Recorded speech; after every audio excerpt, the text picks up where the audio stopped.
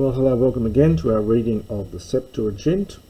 We're reading the story of Joseph in the book of Genesis. We're up to chapter 39 and we got up to verse 13.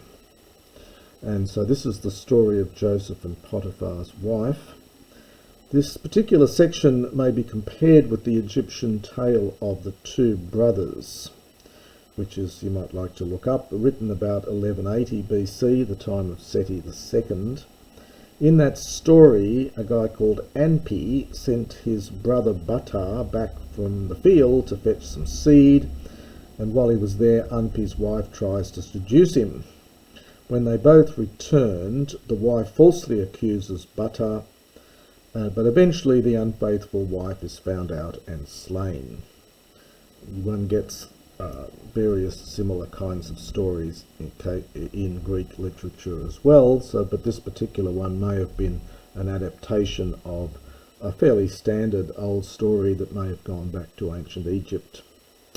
Anyway, the Greek says, Kai agenetohos aiden hoti kat elepen ta hamatia autu entais kesin autes kai ephagon kai exelthen exo.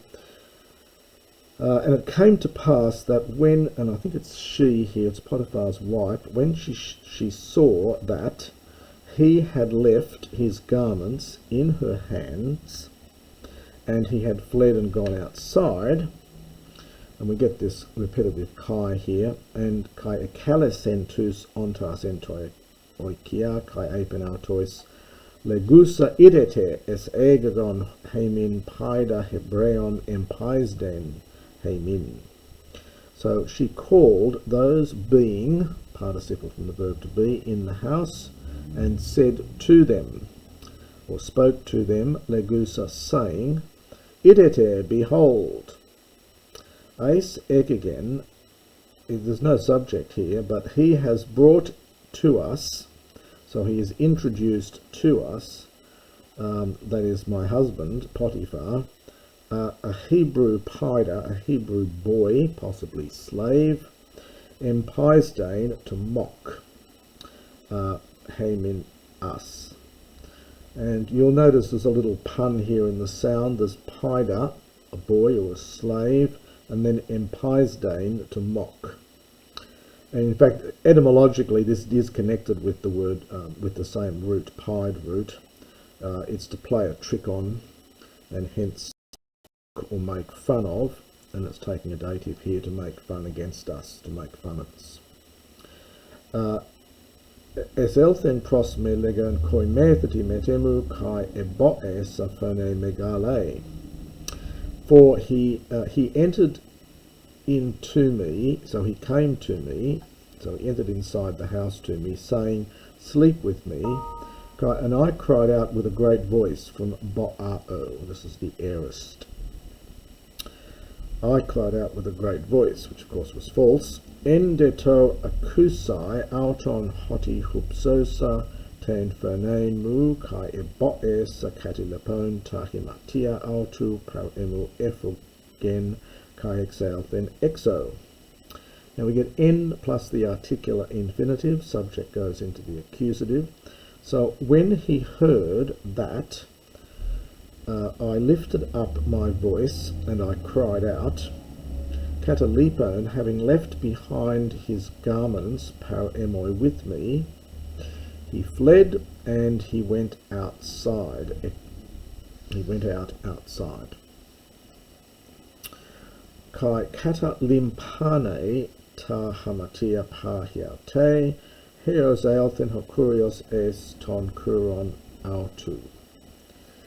Now, katalimpano is a later form of katalepo. It does occur in classical Greek.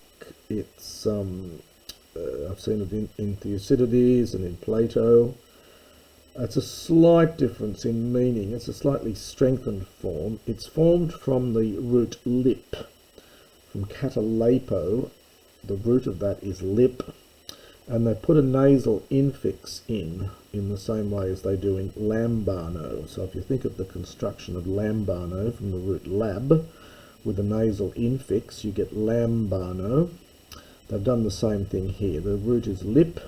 In the present, they put a present nasal infix in here. So it just means he left, and it's historic present. So he leaves his garments beside himself. She left, or she placed her garments. Well, it's beside herself, so she put them aside, we'd say, perhaps. Heos aelthana kurios eston oikon until the master came into his house.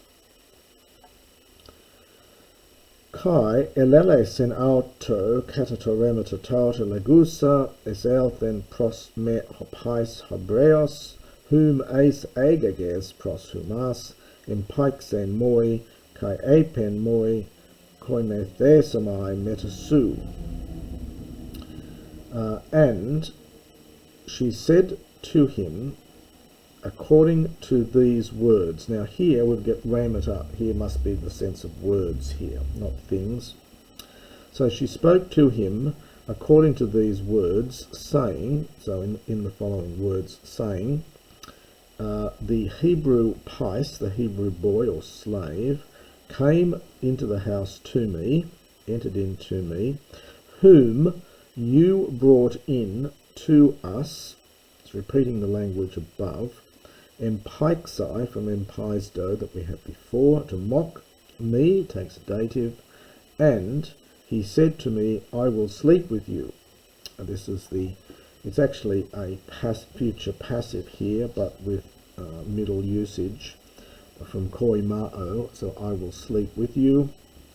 Hosta akusen hoti hupsos satain phone mu kai eboe sa katelipin ta himatia autu paramu kai ephegen kai exalthanexo. And when he heard that, I lifted up my voice and I cried out. A lot of this is quite repetitive. He left his garments beside me, and he fled and he went outside. Egeneto de hos kusen hokurios autu taremata tes gunaikas autu hosa elale sen prosauton legusa hutos epoiesen moi hopai su kai ethumethe or gay.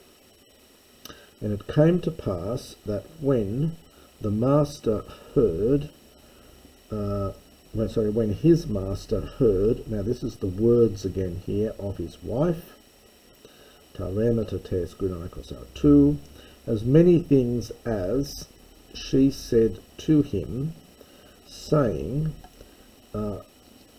he did thus, so thus did your servant act to me. So this is what your servant did to me, and ethamathe, he was angered greatly. The verb here, it's a passive verb here, but it's from thumo'o. The active means to get angry, the passive to become angry. The Hebrew has a very strong word, it means he burned with anger. So the Greek simply says he was angered with anger. So he became angry with anger.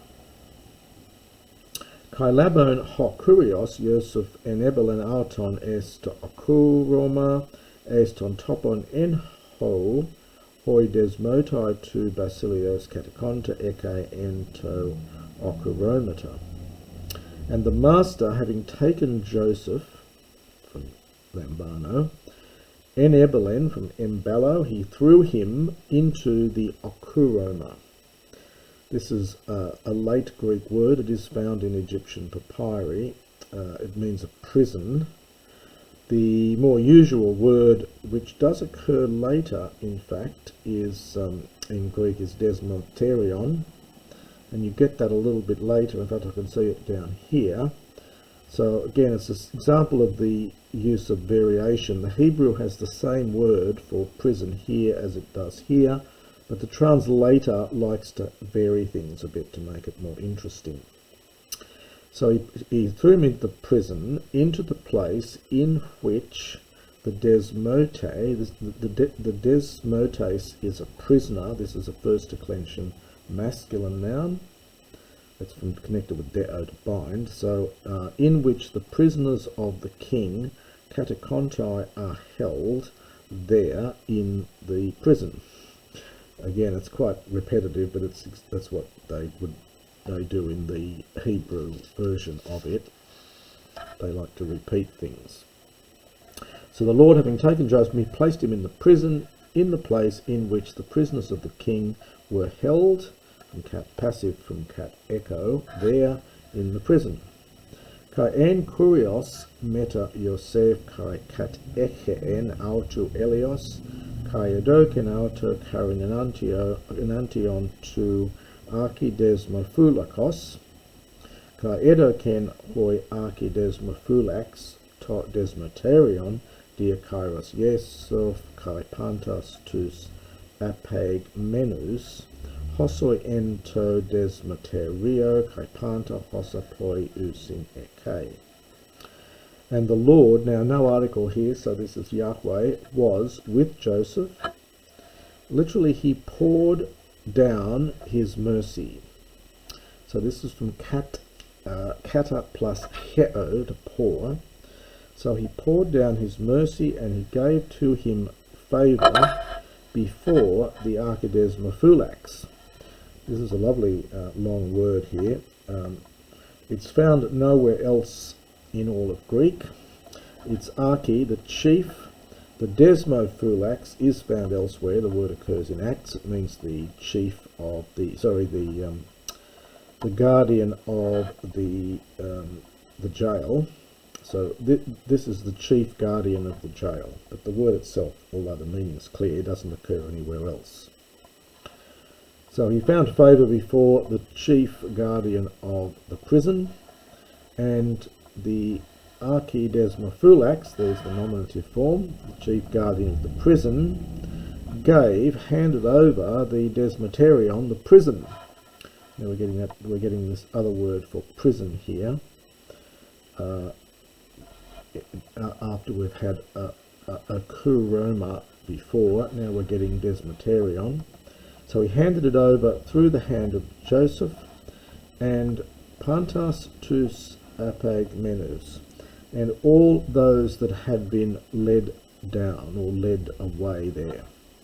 So this is a perfect passive participle from apago, the ones who've been led away, i.e. the prisoners,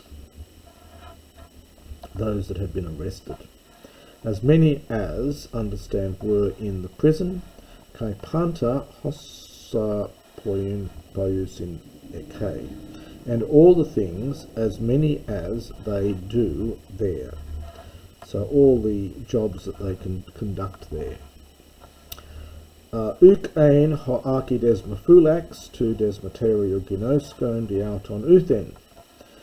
And the chief guardian of the prison literally was not knowing nothing, or not knowing anything. So that the chief guardian of the prison was not knowing anything on account of him.